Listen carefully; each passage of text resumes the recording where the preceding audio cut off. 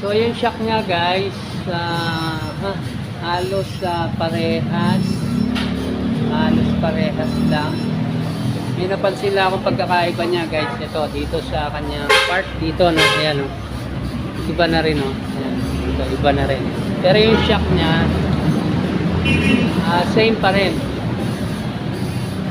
Ito naman yung nakita ko rito ang pagkakaiba niya. Ayan, itong part na to nasa baba, di ba? So ito dito sa version 3 nasa taas na siya.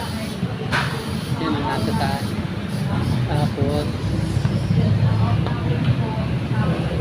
pati yung kanyang fender magkaiba na siya, guys. Ibang-iba na. Ito na yung itsura ng version 2. So marami siyang guhit-guhit dito, no? Mga patulis-tulis. Eto, ayan o, mas parang sinimplihan na lang nila o. Sinimplihan. Tapos mas mababa na yung lagay.